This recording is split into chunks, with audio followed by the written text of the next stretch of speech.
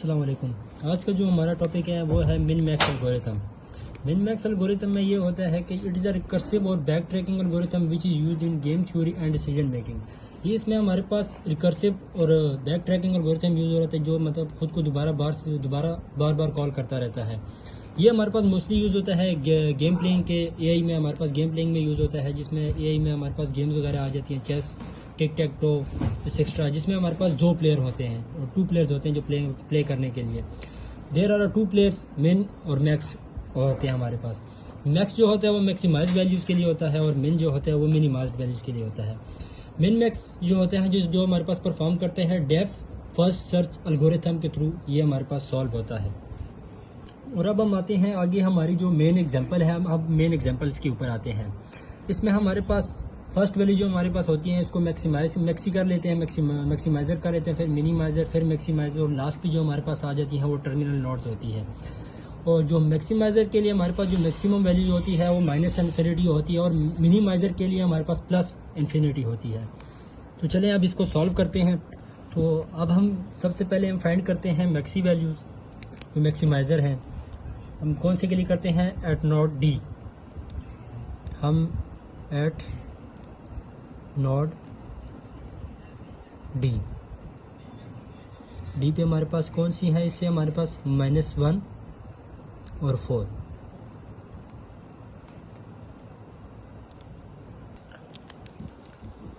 जैसे कि अब हम अगर मैक्स की बात करते हैं तो मैक्स वैल्यू इसकी 4 होगी और हमारे पास -1 से और उसकी हमारे पास क्या आ जाएगी?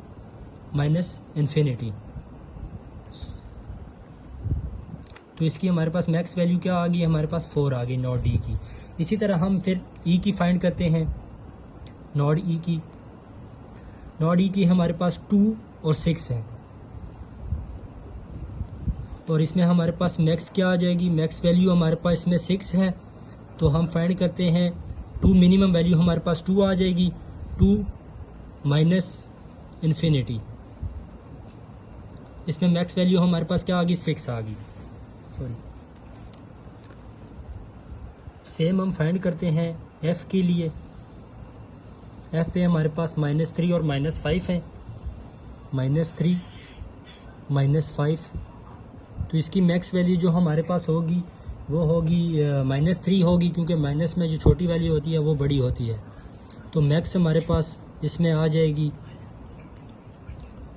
-5 माइनस इन्फिनिटी और हमारे पास वैल्यूज़ क्या आ जाएगी? इसमें -3 आ जाएगी। और इसी तरह हम फाइंड करते हैं जी के लिए। जी के हमारे पास क्या है? 0 और 7 है, 0 और 7। इसमें हमारे पास मैक्स आ जाएंगी। मैक्स हमारे पास इसमें जो इसकी मिनिमम होगी वो हमारे पास 0 और माइनस इन्फिनिटी और मैक्स वैल्यू हमारे पास क्या आ गई? 7 आ गई। अब सेम एज इट इज़ हम मिनिमम के लिए करेंगे। अभी मैं एक ग्राफ बनाऊंगा। जैसा कि हमने पिछले स्टेप में मैक्स की वैल्यूज़ निकाली थी, अभी हम निकालेंगे मिन की वैल्यूज़। तो मिन की वैल्यूज़ हम निकालेंगे नोड बी के लिए। नोड बी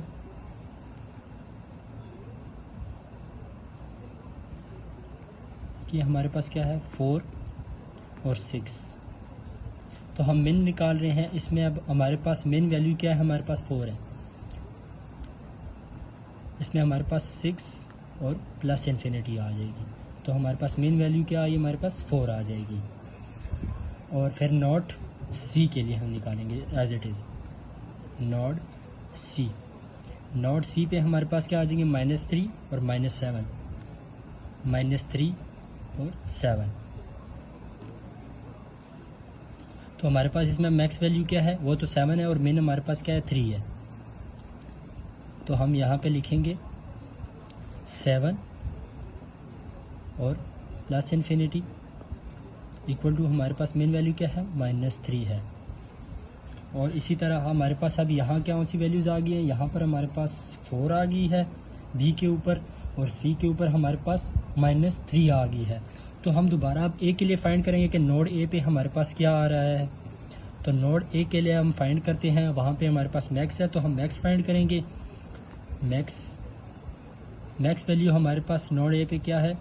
सॉरी, हम यहाँ पर लिख लेते हैं 4 - 3।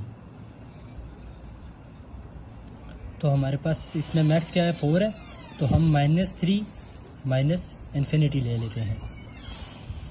तो हमारे पास क्या आ गई, हमारे पास यहाँ 4 आ गई।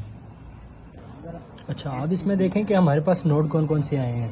हमारे पास A, B, D और E पे है। हमारे पास क्या हो रहा है कि बैक ट्रैकिंग हो रही है, रिकर्सिव कॉल्स हमारे पास हो रही है, दोबारा वहीं पे आ रही है। तो अब ये है कि इसकी प्रॉपर्टीज़ की बात करें, हमारे पास कंप्लीट में तब आता है हमारे पास जब इसकी जो DFS एल्गोरिथम से हम करते हैं, तब हमारे पास ये यस आती है। ऑप्टिमल से ये होता है अगर मिन और मैक्स की दोनों वैल्यूज़ ऑप्टिमल हैं तो तब हमारे पास ये यस होगा। अगर ओवरऑल टाइम कम्प्लेक्सिटी की बात करें अल्फ़ा बीटा प्रूनिंग के लिहाज से, तो जो मिन मैक्स है वो काफ़ी थोड़ा बहुत स्लो है अल्फ़ा बीटा प्रूनिंग से।